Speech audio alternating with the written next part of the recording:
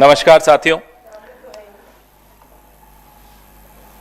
आप बचपन में या अभी भी अपने मोहल्ले में वो जो गुंडा किस्म के लोग होते हैं जो टिप्पणियां करते हैं, अनाप शनाप बोलते हैं, वाहियात बातें करते हैं, तो हम लोग सोचते हैं कि चलिए चुपचाप अपना रास्ता बना के निकल लें बिना बोले। तो वो जो चुप्पी होती है, वो जो खामोशी होती है, वो एक शराफत का परिचय होती है, वो कमजोरी नहीं होती। उसको कमजोरी मान लेना मूर्खता होती है। और भाजपा ये मूर्खता और भाजपा के समर्थन में आए कुछ छोटे मोटे मीडिया वाले भी उस मूर्खता पे बहुत चलते हैं, वो हमारी वो कमजोरी मान लेते हैं। पिछले 10 साल से पंडित नेहरू हो, इंदिरा जी हो, महात्मा गांधी हो, सरदार पटेल हो, नेताजी सुभाष चंद्र बोस हो, राजीव जी हो, नरसिम्हा राव जी हो, डॉक्टर मनमोहन सिंह हो, राहुल गांधी हो, मल्लिकार्जुन खड़गे जी हो, सबके बारे में ये ऊंची आवाज में झूठ बोलती है भारतीय जनता पार्टी। और सोचते हैं कि बहुत ऊंची आवाज में बोल रहे हैं, तो जो धीरे से सच बोलने की हम लोग कोशिश करते हैं, क्योंकि सच हमेशा हल्की आवाज में बोला जाता है, क्योंकि उसका एक आत्मविश्वास होता है, एक सेंस ऑफ सिक्योरिटी होती है, उसे मालूम है वो सच है। इन्हें लगता है कि वो ऊंची आवाज में उस सच को दबा देंगे, और कई बार सफल होते हुए दिखते भी हैं। लेकिन झूठ को 400 से 240 पे धड़ाम से गिरने में समय नहीं लगता। आपने देखा कैसे झूठ गिरा और गिरता रहता है। अभी पिछले एक हफ्ते से एक कहानी चलाई जा रही है कि यूएस एड भारत में नरेंद्र मोदी जी को डिस्टेबलाइज, अस्थिर करने के लिए $21 मिलियन दिया। भाई कहां है आपके डोवल साहब, कहां है आपकी आईबी, कहां है आपकी रॉ? ये तो विश्व गुरु हैं, ये तो यूक्रेन से लेकर और पता नहीं कहां पूरे विश्व में जाकर तिकड़मे लगाते हैं। कभी सुनते हैं विदेशों में कुछ कर दिया कांड, कई तिकड़मे लगा रहे होते हैं। तो जब इतनी तिकड़मे आप विदेशों में लगाते हो, आपके देश में $21 मिलियन आया, तो ये तो आपके चेहरे पे तमाचा है। क्यों आने दिया आपने? फिर बोलते नहीं, 2012 में जब यूपीए की सरकार थी तब आया था। तो 14 का रिजल्ट जो आपका पक्ष में आया, क्या आप उस पैसे से जीते? जब हम रोज इनसे हम सवाल पूछते हैं, फिर गोल पोस्ट बदल देते हैं। अब कल एक हमारे कुछ मीडिया के, मैं उनको साथी नहीं कहूंगा, उन्होंने भी एक ग्राफ चलाया। वो है ना, वो हमारा एक पड़ोसी है, नाम हिरेन जोशी है, उसने भेजा। हिरेन जोशी का ग्राफ चल रहा है, ट्वीट पे ट्वीट कि देखो साहब, ये इधर से पैसा इधर गया, उधर गया। अरे साहब, खुद भी कुछ दिमाग लगा लो। सारा दिमाग हिरेन जोशी का ही खर्च करोगे? अपना भी कुछ दिमाग लगा दो। फिर किसी ने दिमाग लगाया, ये उसका नतीजा। ये पैसा बांग्लादेश गया, ये $21 मिलियन यूएस एड का बांग्लादेश के एनजीओस को गया। अब वो क्यों गया, वो बांग्लादेश जाने और यूएस एड जाने। हम ये जानते हैं कि एक वक्त ऐसा था जब भारत के प्रधानमंत्री के पद की एक ऐसी साख होती थी कि अमेरिका तक को पीछे हटना पड़ता था। मैं बांग्लादेश 1971 की बात कर रहा हूं। आज अमेरिका से $21 मिलियन बांग्लादेश में आ गया, हमारे साहब विश्व गुरु बन के ढपली बजा रहे हैं। कुछ पता नहीं। बांग्लादेश में अगर अस्थिरता आती है तो उसका क्या प्रभाव भारत पे नहीं पड़ता? भारी प्रभाव भारत पर पड़ता है। अरे भारत पर तो पड़ता है, आपके अपने दोस्त अडानी पर भी पड़ता है। फिर भी आपने 21 मिलियन आ गया और आपको पता नहीं चला। सुबह से रात तक आपको नेहरू जी दिखते हैं, सपने में भी अगर सोते हैं तो। सुना सोते भी नहीं हो, सोते जागते नेहरू जी, राहुल गांधी, नेहरू जी, राहुल गांधी। 21 मिलियन पड़ोस में आ गया, सुना है सरकार अस्थिर हो गई, आपके दोस्त की बिजनेस भी चौपट हो गई वहां। यह आपका सूचना तंत्र है, यह आपका इंटेलिजेंस है, यह आपके दोवल साहब हैं, जेम्स बॉन्ड अपने आप को कहते हैं। एक चाणक्य बैठा है सरकार में, एक जेम्स बॉन्ड बैठा है सरकार में। हो क्या रहा है साहब, $21 मिलियन पड़ोस में आ गया। अदानी जी बेचारे बैठे सोच रहे हैं कि न जेम्स बॉन्ड ने कुछ किया, न चाणक्य ने कुछ किया, मेरी तो बिजनेस बांग्लादेश में बंद हो गई। हम यूएसएड या जो भी ये फॉरेन फंडिंग एजेंसीज हैं, हम उनके खिलाफ नहीं है। देश में कानून है, कानून के तहत फंड्स आते हैं, एनजीओज भी लेते हैं, इनके एनजीओज भी लेते हैं, इंडिया फाउंडेशन भी लेती है, विवेकानंद फाउंडेशन भी लेती है, कौन नहीं लेता। लेकिन सिलेक्टिवली आप बोलें कि साहब कांग्रेस की सरकारों ने ले लिया।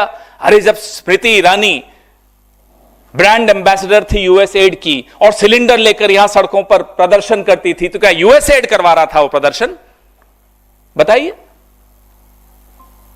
अन्ना हजारे, उनका एक वीडियो मैं भी आपको दिखाता हूं। यहां आंदोलन किया हमारी सरकार, उसके बाद चुनाव हारी, फिर वो अमेरिका में गए, रोड शो किया उन्होंने। फोर्ड फाउंडेशन का पैसा आता था, सबके सामने था, उसमें आरएसएस भी इन्वॉल्व थी। देखिए ये वीडियो, ये अन्ना हजारे जी घूम रहे हैं न्यूयॉर्क की सड़कों पर। He will also be sharing ideas with Silicon Valley entrepreneurs and speaking at the prestigious Wharton School.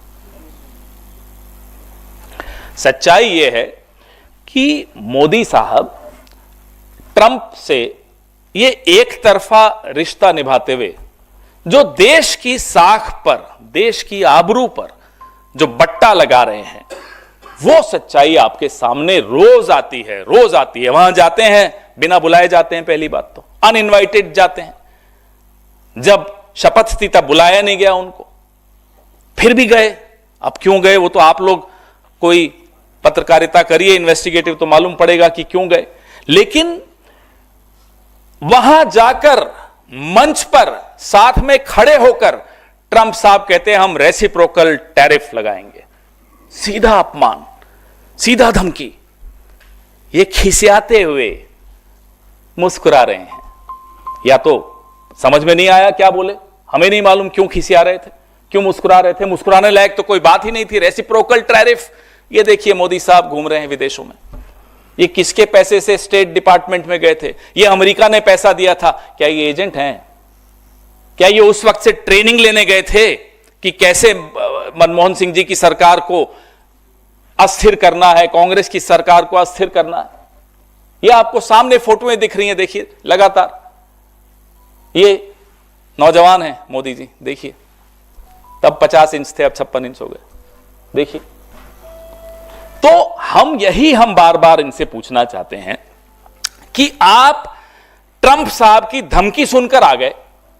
उन्होंने कहा कि हम ब्रिक्स खत्म कर देंगे, मुस्कुरा रहे हैं साहब। उन्होंने कहा टैरिफ लगा देंगे भारत पर, मुस्कुरा रहे हैं साहब। ट्रांसलेटर दो थे, इसलिए कोई ये नहीं कह सकता कि उन्हें अंग्रेजी समझ में नहीं आ रही थी। दो ट्रांसलेटर थे, मुस्कुराइए मत।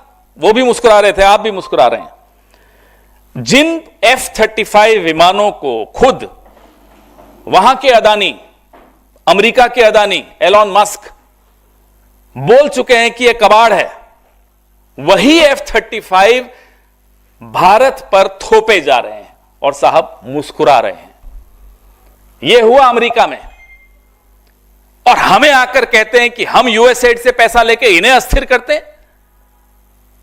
आप खुद जाकर अपनी सरकार को, अपने देश को अस्थिर कर आए हैं, उसका जवाब कौन देगा?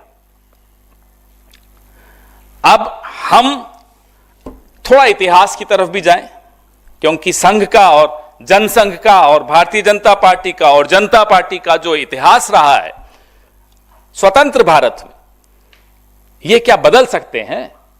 कितनी एनसीईआरटी किताबें बदल लो, यह इतिहास नहीं बदल सकता। फाइलें सबके पास हैं। इंदिरा जी जब प्रधानमंत्री थी, अमेरिका ने जयप्रकाश जी के लिए 74 में जो तारीफ की थी, पूरे आंदोलन की अमेरिका तारीफ करता था। क्यों? अमेरिका क्यों उस आंदोलन की तारीफ करता था, बताइए? संघ के दो प्रमुख नेता दत्तोपंत ठेंगड़ी और संघ समर्थित सुब्रमण्यम स्वामी अमेरिका में जाके वहां की अखबारों के एडिटर्स से छपवाते थे इंदिरा जी के खिलाफ, वहां जाकर स्टेट डिपार्टमेंट में मीटिंग्स करते थे। क्यों? अमेरिका का क्या मतलब हमारे लोकतंत्र में? अमेरिका बदला लेना चाहता था 1971 में जो इंदिरा जी ने अपमान किया था उनका, जब बांग्लादेश बनाने गए थे। अमेरिका के हाथ में कठपुतली कौन बना वो बदला लेने के लिए? संघ। उससे भी पहले चलिए, जब नेहरू जी के खिलाफ गाय बचाओ वालों का आंदोलन हुआ, उस आंदोलन की फंडिंग अमेरिका कर रहा था। मैं नहीं बोल रहा, अमेरिका का एक जासूस ने खुद लिखा कि हम संघ को पैसे देते थे। संघ आज से नहीं, दशकों से अमेरिका से पैसे ले रहा है भारत की सरकारों को, कांग्रेस की सरकारों को अस्थिर करने के लिए। यह हमारा दावा है और यह दावा हमारा नहीं है, सीआईए के एक एजेंट का है। जब वो सीआईए से निकला, बच के भागा, उसने किताब लिखी, मैं आपको एनेक्सर्स दे रहा हूं, उसमें उसने स्पष्ट लिखा कि कैसे आरएसएस कठपुतली के तौर पे, और उस वक्त आरएसएस प्रमुख कौन थे? गोलवालकर। गोलवालकर प्रमुख थे। आरएसएस गोहत्या विरोधी रैली के लिए एक बड़ी रकम अमेरिका से ली और नेहरू जी की सरकार को न केवल गिराने का षड्यंत्र रचा, उस वक्त जो कांग्रेस के अध्यक्ष थे कामराज, उनकी हत्या की भी साजिश रची आरएसएस ने। यह है आरएसएस का योगदान, यह है आरएसएस की हकीकत, यह है इनका जो तथाकथित एक्सटर्नल इन्फ्लुएंस, विदेशी हस्तक्षेप। ये लोग कठपुतली बनते हैं और हम पर आरोप लगाते हैं। यूएसएड, फोर्ड फाउंडेशन कांग्रेस की यूपीए सरकार के खिलाफ कैसे इस्तेमाल हुआ, यह आप सबने, क्योंकि आप भी उस वक्त रिपोर्टर थे, आपने देखा। अन्ना हजारे, अरविंद केजरीवाल का आईएससी आंदोलन क्या था, उसमें विवेकानंद फाउंडेशन, इंडिया फाउंडेशन का क्या रोल था, वो आपके सामने है। जब अन्ना हजारे यहां आंदोलन कर रहे थे, अनशन पर बैठे थे, तो लोगों के लिए जो वॉलेंटियर्स आए उनको खाना खिलाते थे, वो संघ ने नहीं भेजे थे क्या? संघ का क्या रोल था? तो हम पर आरोप जब लगाओ, एक उंगली अगर हमारी तरफ करोगे तो 4 उंगलियां आपकी तरफ हैं, और हम अब चुप नहीं बैठेंगे। सच अब चुप नहीं बैठेगा, सच ऊंची आवाज में बोलेगा। अब लगातार मोदी सरकार के मंत्री यूएसएड के अधिकारियों से बात करते हैं, मुलाकात करते हैं। आपको फोटोज और एनेक्सर्स में दे रहा हूं। 2024 में पीयूष गोयल कि भाई 2030 तक शुद्ध शून्य कार्बन उत्सर्जन के लिए बैठक यूएसएड से की। ये यूएसएड से क्यों पैसे ले रहे हो साहब? आप लो तो देश के हित में है, कोई किसी और सरकार में कोई एनजीओ ले तो वो देश के विरोध में है।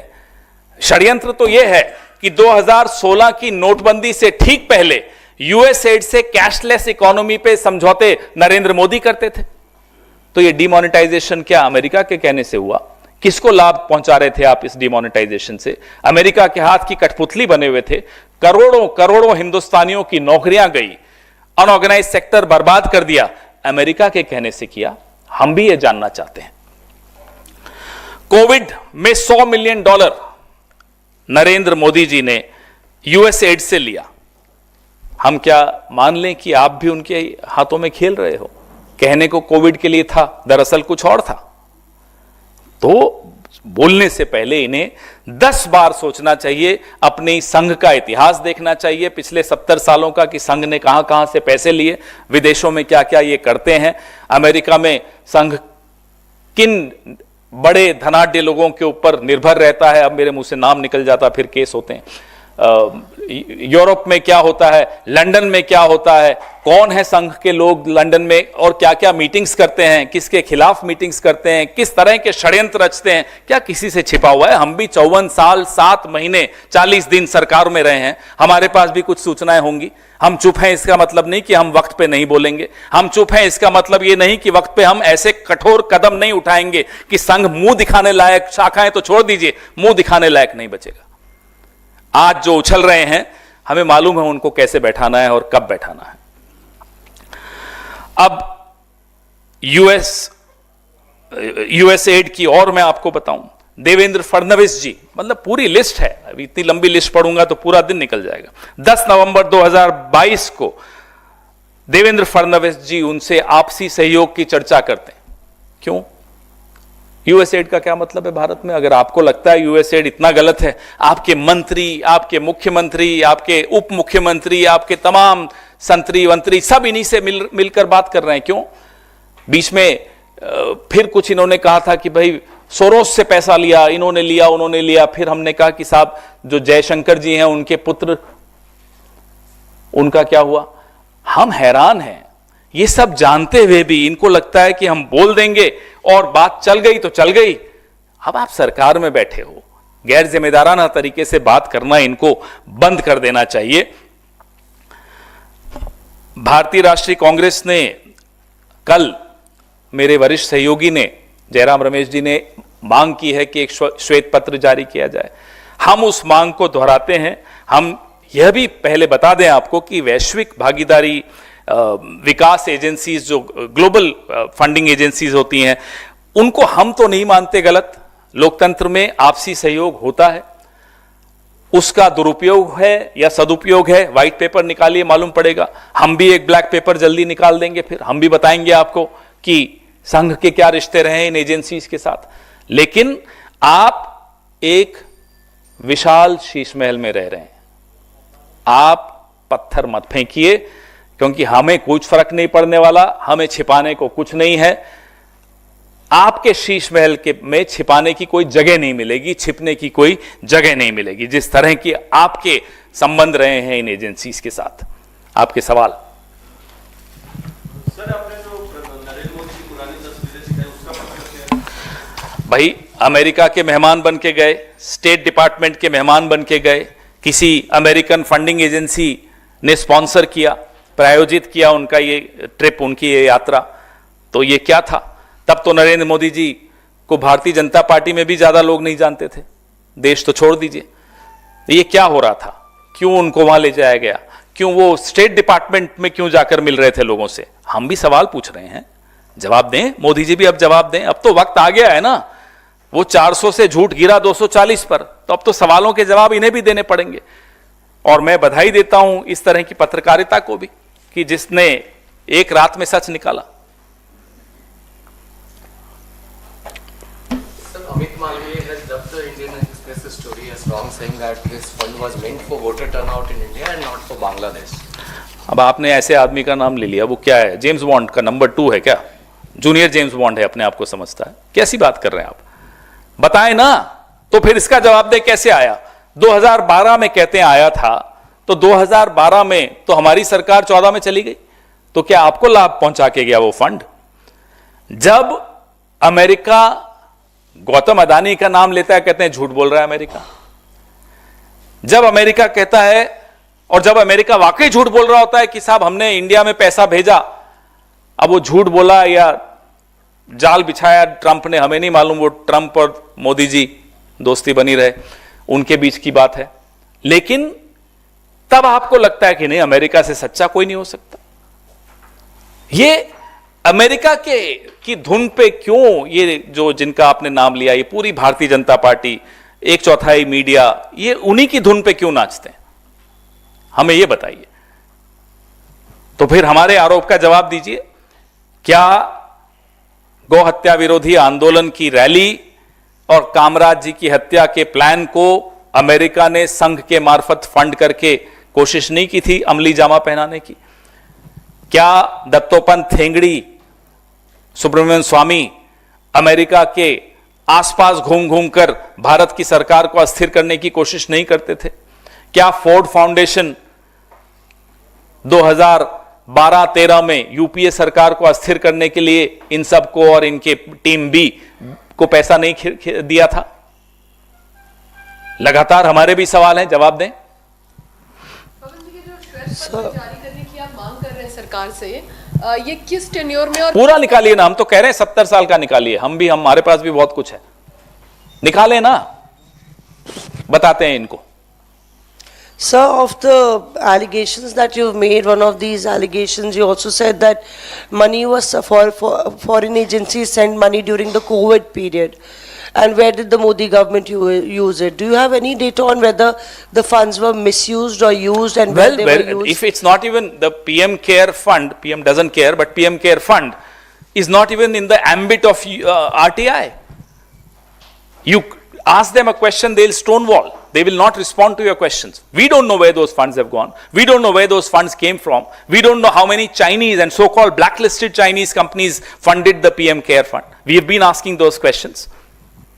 पवन जी, आपने कहा कि विदेश की जो ऐसी एजेंसियां हैं उनके साथ तालमेल से आप लोगों को कोई परेशानी नहीं है, ये आपने कहा है। और चूंकि कांग्रेस पर सवाल उठाए जा रहे हैं इसलिए आप पलटवार करके श्वेत पत्र की मांग कर रहे हैं। नहीं, मैंने ऐसा नहीं कहा कि क्योंकि कांग्रेस पर ही तो आप कह रहे हैं, लेकिन मैं ये कह रहा हूं अगर आपको संशय है तो चलिए 70 साल का आप पूरा श्वेत पत्र निकालिए। हमें तो मालूम है ना किसने क्यों लिए थे। मैंने जैसा आपको कहा 54 साल 7 महीने 40 दिन हम भी 4 दिन हम भी रहे हैं सरकार में, तो हमें भी मालूम है किसने क्यों पैसे लिए थे। कुछ तो मैंने आपको झांकी दिखाई भी है अभी, नेहरू जी से लेकर इंदिरा जी के वक्त ये लोग क्या करते थे, राजीव जी के वक्त क्या किया, मनमोहन सिंह जी के वक्त क्या किया। तो हमें तो मालूम है क्या आने वाला है और क्या नहीं आने वाला, और जो नहीं आएगा वो फिर हम देंगे। नहीं, मतलब ये जो यूएस एड बात सिर्फ यूएस एड की नहीं है, हम कह रहे हैं गलत है कांग्रेस की नजर में। भाई देखिए, ग्लोबल कोऑपरेशन, मैं बता रहा हूं आपको, ग्लोबल कोऑपरेशन हमेशा रही है। लोकतांत्रिक देश उस ग्लोबल कोऑपरेशन में एक दूसरे के साथ सहयोग करते हैं, उसमें कहीं कोई गलत हमें तो नहीं लगता। लेकिन आप पहले कहते हो कि साहब ये गलत है, बताते नहीं हो क्यों गलत है, और फिर कहते हो इनके साथ ये लोग हैं।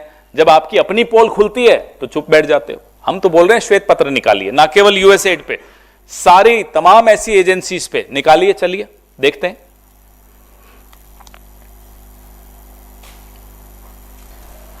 Any other question?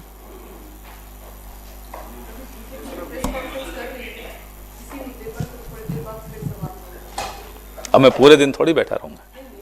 साजिश में शामिल रहे, फिर आप लोगों ने कुछ सालों के बाद उनकी सरकार भी बनवाई, फिर वो लोग आपके अलायंस में भी शामिल। अब ये तो पॉलिटिकल क्वेश्चन है। बात ये है कि राष्ट्र हित में जो उस वक्त आवश्यक था, उस वक्त जो सही लगा वो किया। लेकिन बात ये है कि आप जब आपको सूट करे तो आंखें मूंद लें और खुद जाकर उनसे पैसे लें देश की सरकारों को अस्थिर करने के लिए, और फिर दूसरे पर नाम लगाए कि नहीं तुमने लिए थे। अब तो स्पष्ट हो गया, और हम तो हैरान हैं कि ये कहां है इनकी जो हॉक आय है, इनकी कहां है। बांग्लादेश में पैसा आ रहा है इतना बड़ा, अमेरिका हमारे अपने रीजन में हस्तक्षेप कर रहा है और ये चुपचाप बैठे रहे। क्या दबाव था इन पर, या इन्हें मालूम ही नहीं था? सर पहले इसके सर साथ वाले ये डोनाल्ड ट्रंप का ये दावा 21 मिलियन वाला कि प्रधानमंत्री मोदी को हराने के लिए बाइडेन एडमिनिस्ट्रेशन लगा हुआ था, दूसरे को जिताना चाह रहा था, इसे कांग्रेस पार्टी कैसे ले रही है? हालांकि 21 मिलियन से ही जुड़ा हुआ है, लेकिन ये जो दावा दिखा देना, इन्होंने तो सबूत दिया है कि कोई 21 मिलियन कहां गया, उसमें से 13 मिलियन गए खर्च हुआ है, बाकी कहां है, सब कुछ है इसमें, विथ डिटेल्स हैं। जवाब दें। और 2012, 3 दिन पहले कहा था 2012 में एसवाई कुरैशी साहब जब सीईसी थे, तब ये इस तरह का एक करारनामा हुआ था। तो 2012 में मान लो ये करारनामा हुआ, और मान लेते हैं 2012 में ये पैसा आया, तो लाभ किसको हुआ? 2014 में रूलिंग पार्टी को हुआ क्या? नहीं हुआ ना, हम तो हारे। तो क्या 2014 का चुनाव नरेंद्र मोदी जी अमेरिकन फंडिंग से जीते हैं? Sir, on that only, that count, what the BJP is saying is that when they came on an agreement in 2012 in a memorandum, this was an organization that was linked to George Soros, and they started their work in 2014 under various schemes which intervened in the electoral process of India. So that's the allegation, that the IFES published a white paper on the role of Dalits in Indian elections. The keyword used bear a striking resemblance to Rahul Gandhi's I know, I saw the chart recent yesterday. recitation. So, I saw the chart yesterday. Right. Rahul ji talks about a caste census, talking about OBCs. right. But here, look at the way they are misleading again. दलित शब्द आ गया, दलित का नाम किसी ने ले लिया, अरे राहुल जी भी दलित कहते हैं। अरे तो राहुल जी तो दलितों के लिए, ओबीसी के लिए कह ही रहे हैं, उसमें क्या है? कमाल की बात है। अब अगर हम कहें कि हमें लोकतंत्र बचाना है और अमेरिका में भी कोई कह रहा है कि भाई लोकतंत्र बचाना है, तो देखो राहुल जी भी लोकतंत्र बचाने की बात कर रहे हैं, अमेरिका में भी लोकतंत्र बचाने की, देखो देखो मिले हुए हैं। ये क्या मतलब मजाक बना रखा है इन्होंने? इतना बचकाने तरीके से ये एक नैरेटिव बनाने की कोशिश करते हैं और इन्हें यह लगता है कि पूरा देश उसी बचकाने तरीके से उस नैरेटिव को ग्रहण कर लेगा और एक बड़ी चतुराई से कोशिश करते हैं ये कि कुछ शब्द हमारे जहन में डाल दें। टुकड़े टुकड़े गैंग उनमें से एक है, अब ये है एक्सटर्नल इन्फ्लुएंस, फॉरेन इंटरफेरेंस, ये दूसरा है। इस तरह से तो हम तो कह रहे हैं आइए डिबेट करते हैं, लाइए आप भी श्वेत पत्र लाइए, हमारे पास तो बहुत सूचनाएं हैं।